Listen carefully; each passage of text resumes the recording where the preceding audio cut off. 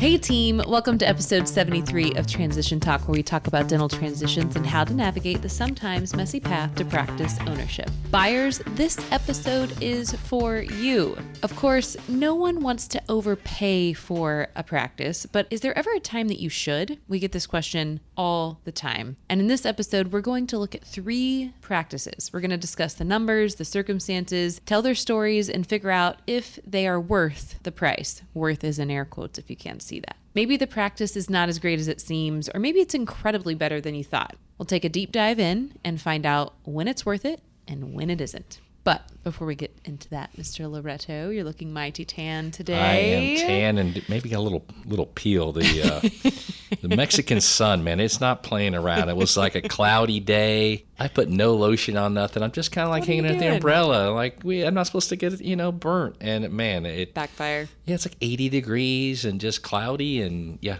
the sun's real in Mexico. Don't mess with Mexican real. sun. It is real. It is not fake. So besides Mexico, what's your favorite vacation spot? Well, I have been a lot through the Caribbean and a lot through Mexico. And to me, it all comes down to finding a place that's like amazing service. And that just happens to be Mexico, but it's all about service to me. And just when I'm on vacation, like vacation, just Roxanne and I, or another couple that we really like.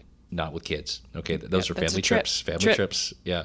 But I like the full service aspect. I've done some homes, and those are also super cool. But again, I'm very spoiled. The home has to come with like the service. Maybe some breakfast in the morning. They got a chef you don't or something. Cook on vacation. No. I like the flexibility of doing nothing, of like sitting on the beach or sitting and looking at the beach, and I like the flexibility of being able to do the excursions that are closed, but not the all day ones. Mm-hmm. I need something that starting, maybe at 8 and I'm back around 11 or 12. Don't need the all day thing.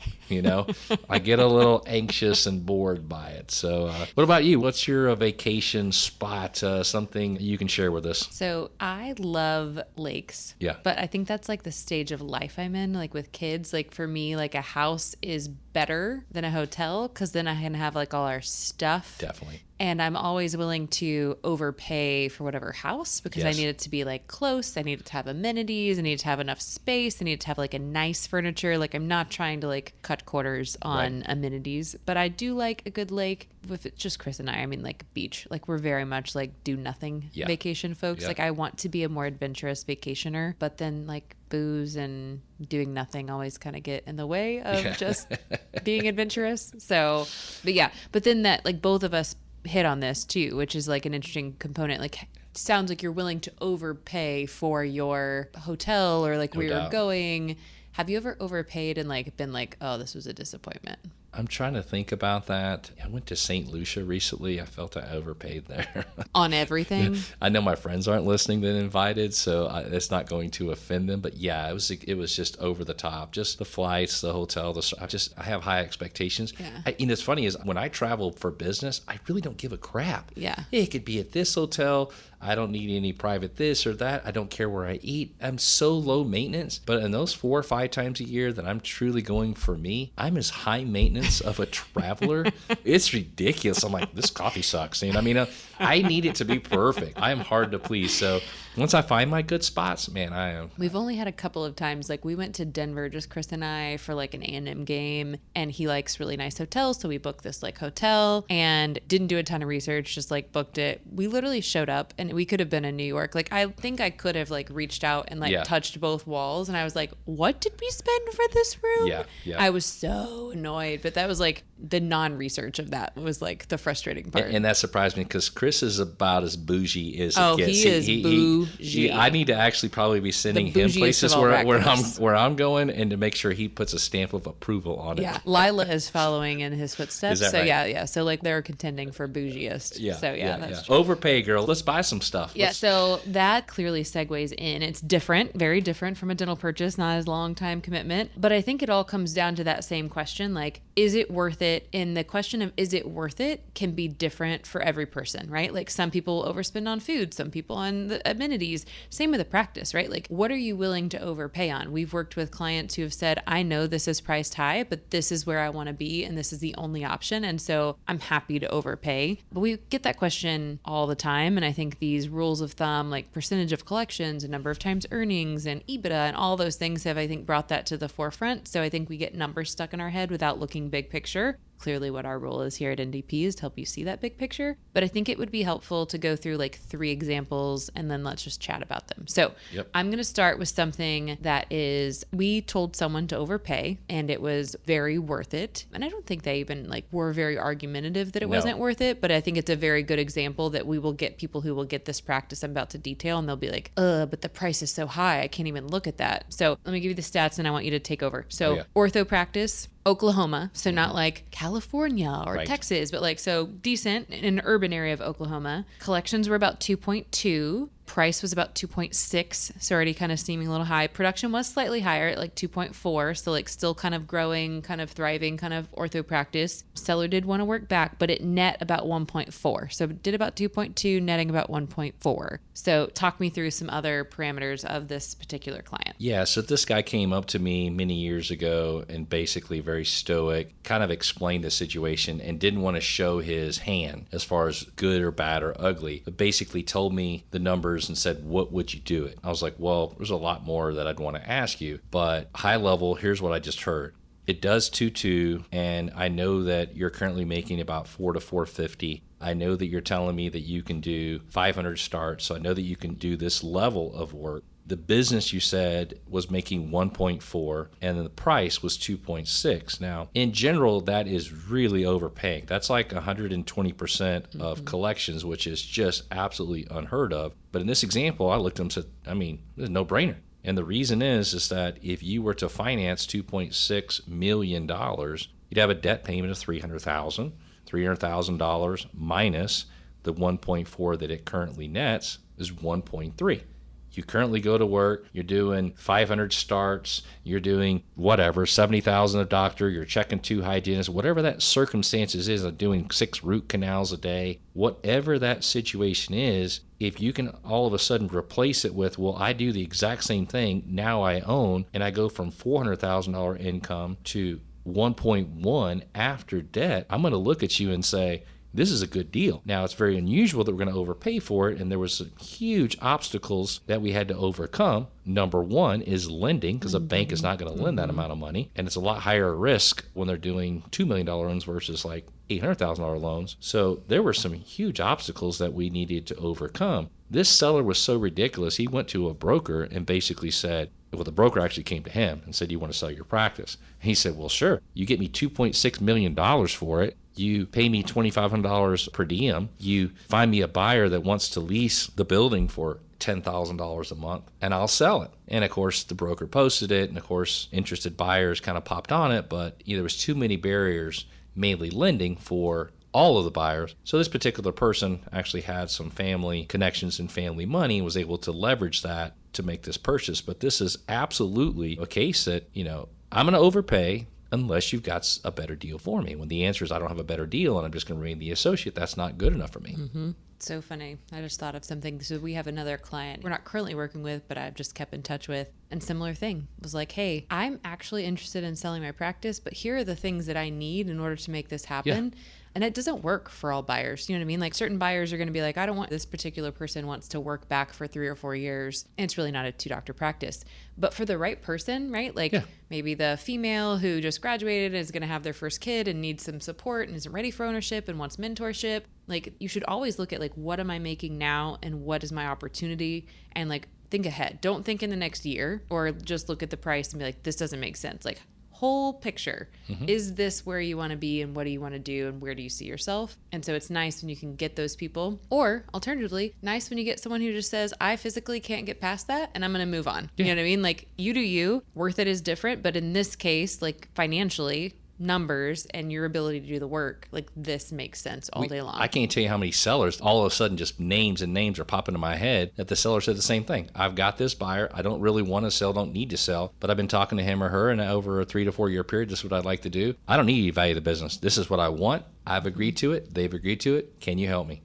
Like, our answer is, let's do the numbers. If it financially, cash flow makes sense, yeah. And I talked to the buyer and they seem reasonable, just like you sound reasonable, then of course, I'll walk both of you through this process. So I can think of a deal in Houston that we just finally completed where the associate worked for 2 years, and then we just did a 4-year staggered buy-in that we finally just completed. Same thing. The terms were for the seller. And I think too, like, some buyers, not all buyers, but some buyers look at those situations and their assessment is, well, the seller's just trying to screw me. They're trying to get, be greedy. No, they have an asset. It's worth it. They don't need to sell. Exactly. It's like, if any of you are trying to buy a car right now, this will age this episode, but trying to buy a car right now, like whatever car you're buying is not worth what you're paying, but like you need the car and that person needs to sell, and like it, you know what I mean? Like exactly. Something's worth what someone's willing to pay. So, okay, moving on to situation 2. This one, I'm going to give you the lowdown. And then I think we should go through like what would make this worth it and what would make it not worth it, because it's a little bit easier one to go back and forth. So general collections of 1.2 and price at 1.2. So 100% of collections. So well beyond what we say is quote, quote, normal. In order to buy this practice, we're going to need some working capital because it's not ortho. It doesn't have those contracts coming through. Total loan you need to get is about 1.4, right? So I'm going to need to get a loan for more than what the collections are. And then let's just like leave it there. And then tell me what would make this a worth it opportunity to you? Like overhead, equipment, like give me like your like, hey, if I hear this and I hear this makes it worth it to me. Yeah. So, I always like sell me on the deal, sell me on the location. Tell me that your spouse, maybe it's your female spouse, or if you're calling me and you're the female, you are from that area, you love it. It's got an amazing overhead, some 50% overhead. It makes $600,000. Tell me it's got a beautiful layout. It's not confined with 3 chairs. It's got 5 chairs that fully equipped and 2 more that are plumb. So I've got room for expansion. Not just the area as far as the city and where you live, but it's the affluent area. It's a beautiful location with great signage, an amazing team, and part of that overhead, it's just very well organized. The type of patients you see, the procedures, there may be, it could be an example of simple crown and bridge type where you can easily go in and do it, or it could be a type of practice with certain procedures that have some complexity to it that maybe you've been trained in. You could be, maybe it's a prosthodontist that's buying this high-end restorative practice with a low overhead, with really high patient base and high complicated cases and fees, but you can do the work. That example, I really want you to sell me on both you, your spouse, the cash. I want to know your circumstance, how much you're making now. Can you do the work? So there's so many things that if I go through my checklist and it's just like answer yes, yes, yes, yes, I'm just like, yeah, we're overpaying. We're going to have to figure this out. Hurdles, of course, are going to be lending, but let's go to the bank. Let's go to the seller. Let's go to your family. We got to figure it out. There's too many checks in our boxes here that just basically say, we got to do it. Yeah. And I think too, from a seller's perspective on both our first example and this example and the it's worth it to do it, as a seller, you have to understand what those lending hurdles are going to be. And if you're asking an above market price, you have to understand you are looking for a particular buyer that either has the funds, family or otherwise, to make up the difference of what can't be lended on, or you have to be able to carry a note and have confidence enough that what you're asking for is going to continue on and prove itself out. Exactly. In this example, the bank may lend up to 85 or 90%, but that maybe include the working capital and AR. So maybe they lend, I don't know, the example of $1 million, but the seller has to carry back $200, $300, $400 type $1,000. So we need to make sure that you understand that, and make sure maybe if the broker's representing a seller or the seller, that we're all on the same page about that hurdle. Yep, absolutely. And for you, let's flip it then. So we obviously do this all the time, and we interview people. Tell me this same practice, the $1.2 million price, the work at 1.4. Tell me when you would see someone and go, I don't know why you're sending me this deal, because I'm a math person and I'm trying to educate you to be a math person, and maybe this doesn't make sense. So flip the switch a little bit and give me an example on your side when this is a no. Yeah, so this is a no primarily because of cash flow, right? Like let's say instead of a 50% overhead, it's a 65 or 70% overhead. And the reason why the overhead is high is not because we've just like overpaid, various things. It's the staff, like all the staff is overpaid. So it's going to be incredibly hard to get that overhead down. Now, instead of, maybe a 600 minus the 150 debt service at 400, now maybe it's even less, right? And now it doesn't actually equate or make it better than what you're doing now as an associate. Old stuff, like I've got not only high overhead, but I've got lots of old stuff that I'm going to have to reinvest in. It's not computerized, or just it's in a bad location, carpet, all those things. If you don't have the cash to do it from a low overhead perspective, then now you have overhead challenges, and you're going to have to get equipment. The price is already so high, you're not going to be able to get additional lending. So you're really going to have a plan on like how to make that work. You can't do the work, right? So maybe instead of the complex procedures, it's the prof level, high-end cases, and you don't have any experience. So you're going to have the seller work back. Okay, well now cash flow wise, how is that going to work, right? If you can't do the majority of the work, you're not going to get the lending, and your cash flows are going to be depleted. Also, we see this a lot. It's actually a declining practice, or maybe the year that they're pricing it off of was the very best year, and there's some abnormal reason why it was at that rate. If it's a declining practice, I'm not willing to pay 100% for it. If it is going down year over year, there's a reason. And it's oftentimes not just because it's selling doctors slowing down. There's going to be work to build it back up to whatever it was in the glory days. And so I'm going to want to pay something more market for that practice. Yep. And look, in our first example, the buyer makes $600. There's plenty of cash to do a lot of things, to reinvest and even to grow the business. But in our second example of, the $1.2 million price tag, when you're mentioning like a 70% overhead, I mean, this thing makes $360. $360 is pre-debt. Now all of a sudden, if I'm paying $150,000 towards debt payment, I'm left with $150. Oh, and wait, we need stuff, or wait, we need the established doctor to work back in the practice because of certain procedures, or maybe the bank is requiring it. There's no money. Yeah. Okay, so when you're looking at deals like this, you've got to run the cash out and say, okay, what does it do? What does it net? How much after debt? And can I live on that amount of money? These are fundamental questions that we want to make sure after 73 episodes that you definitely have figured out that we're going to look at this. And again, I'm never afraid to overpay for something when it makes a ton of money. So and awesome. Bigger practices can have higher overheads and still have like enough quote quote cash, right? But is that enough cash enough for you, right? Yep. Like after debt service, after seller work back.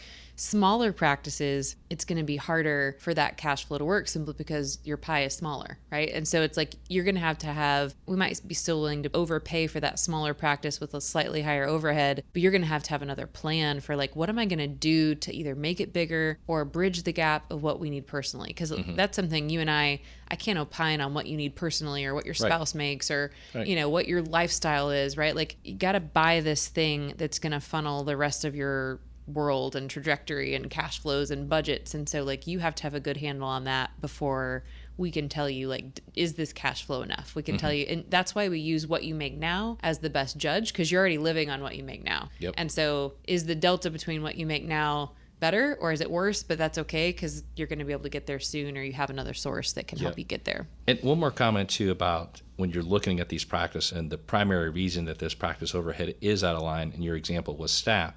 So instead of having a 23% team cost, it had a 35%. So that's 12% higher. And it's all across the board. It's hygienists that are being paid $45 an hour or whatever. It's assistants that are 30-something an hour that's got an extra one. It's an office manager. And all of a sudden you look at that, man, that is a hard number to change. That 12% profit, that is costing you an extra $120,000. We're going to either have to grow the practice with the same team, or we're going to have to make some cuts. And that's very, very hard. It's a very hard thing to Easy do. to cut.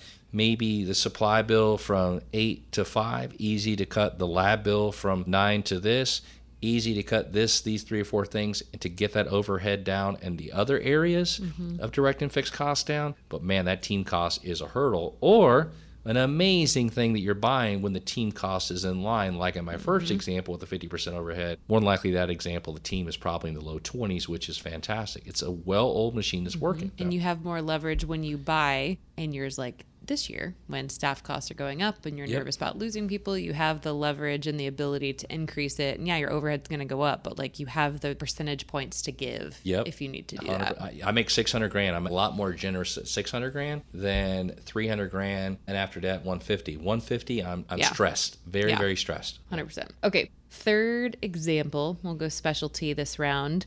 Let's say endo, okay, $3 million, net's $2 million, has a 35% overhead. Our buyer has been there a long time, 7 years. Feels like they grew the practice. And so the seller is asking 2.4 and the buyer feels like that's like a little disappointing and Yep. like kind of a slap in the face. Like you're asking this high price, like I'm some Joe off the street.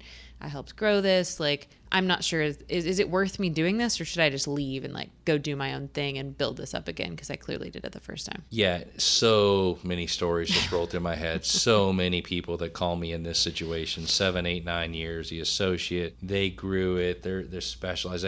Charles, I did this, and we talked about it early on, talked about that we'd have a transition plan for me, this and this and that. And 7, 8 years later, when I got there, the practice was only like $1.2 million, and now we're at $3 million. Now he's expecting me, to pay this 2.4, and I grew it, and no. Okay, all these emotions are coming out, and this is where buyers don't like me, because in the end, that's up to you. I mean, you should have created a plan for yourself early on. Hey, I plan on working here 1 or 2 years. I want to create a plan. I want to know at what point do we cap the collections off that we're going to be using towards the valuation. What point's the valuation? What transition team? I mean, you have to be able to push yourself. So if you're listening and you are finishing a program or 1 or 2 years out, man, take this point to heart. Make sure you're having conversations with established doctors early on about how this process works, so you're not the 7-year guy in the situation. So this was just recent. He's been there, high producer, doing around $1.3 million, and he is paid with increases over time, but he's paid 50%. So as a specialist, you do make a little bit more than the GPs at 27, 28, 30, 32, and sometimes you were paid 40, 45, in this example, 50%. So just like you just said in the last example, how much are you making? What do? You go to work? Great. You make $650. Now this practice, $3 million, is valued at 2.4, and the opportunity is that you were to buy in half. Again, emotionally distraught over the $1 million. You're already 45. Oh my God, I feel like I grew it. I know this is how you think, my team thinks, your team thinks. It's like, just remove the freaking emotion. Go borrow $1.2 million. What's my debt payment? $150. How much are you going to make? This business makes $2 million before we pay doctors.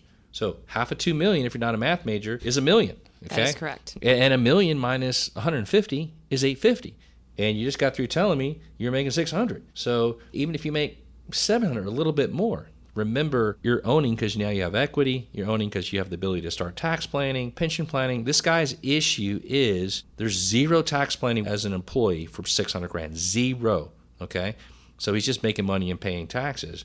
The ability to maybe tax plan and run cash balance plans and cars and spouses plural, lots of different things that you can run through your practice, have the ability to maybe take a tax bracket of 600 down to a 400 or even 350. This is why you own the business. Okay? Get over the $1.2 million that you're going to have to pay, and this makes more sense, or you're going to freaking leave. And think about it like this too. Like in this case, like we've said, this is specialist, but 40% is also like very standard that we see, right? So like this seller has chosen to overpay an associate, which very much sometimes can backfire. Sometimes they make so much more than like they don't see the benefit in ownership. It's short-sighted, but sometimes that happens. Right. But they've chosen to do that, right? And so I have chosen as a seller to like overpay you and give you this premium for a period of time that I could have kept in my own pocket. I'm asking you to pay this price, right? Like you kind of have to kind of remove the emotion and say, okay, I got 10% more for the last 2 or 3 years. What does that financially equate to? I could have been paid 40 or 45, but you chose to pay me 50, which I'm greatly appreciative of. And so I'm paying 2.4 and I'd prefer to pay 2.2 or 2.1. Like high level, take 50% of that. Like, we're talking about nothing. Like, you need to get over the hump of whatever that is. That's great. Good job there. That's definitely something I didn't bring to his attention, but you're right. And the other thing I'd want to comment on, the reason that this business has a 35% overhead is two reasons. Number one, it's endodontic. And number two, it does $3 million. So when you're doing $3 million, you're able to lower your fixed costs. So if you're an endodontist and you got a single location, you're doing $1 million, $1.1 million, $1.2 million, it's not uncommon to see your net at 50%. Maybe you're netting 55. Okay. This guy's netting 65. So you're buying that amazing overhead and amazing cash flow, and I love it. I think the guy's been overpaid, frankly, for 7 years. So maybe he started off at 40 and got to 50. He's probably been overpaid. You can make the case of maybe $1 million, maybe $700,000-$800,000. Okay, we'll discount that off the price a little bit. Yeah, maybe we're about the same, and it's reasonable and fair. I think I need to call him up, Christy. Call him back. I don't know what he's going to do. I honestly don't know what he's going to do. We'll have to, this is a wait and see on this one because we didn't make a decision. TBD. I mean, I think those are really good examples of the overpaying. And we don't always tell people to overpay, right? Like for every 2 calls we say overpay, there's 8 that we say like, do not do this deal, right? Like this cash, even not overpaying, we say don't do this deal, right? So it's really looking at the whole picture, really understanding. And I think before we kind of sign off and say our goodbyes, like remember every situation like is unique. You have to look at all the factors. Practice opportunities may look very similar on the surface. You may be looking at 2 or 3 in the same geographic area and they're all similar collection levels. I guarantee you they're all different and they all have their own twists and turns and seller requirements and things you're not thinking about. So dig a little deeper, do your diligence and figure out like what's worth it to you. And before you kind of write something off because it's too much, let's look at the cash flows and make sure. So that's all we have for today, sir. But you know what we're trying to do, Christy? What? We're trying to find the don't mess it up deal. Don't mess it up deal. deal. We need to find those. It's so funny. Someone told me that this morning. Like, is this going to be? I'm like, oop. They thought it was. It wasn't. Yeah, we will tell you if it's a don't mess it up deal. So thank you so much for joining us on episode 73 of Transition Talk. As always, make sure to share the transition love with those who may not know of us yet. And of course, subscribe to Transition Talk wherever you listen to your podcast. Until next time, folks. Awesome. Thank you.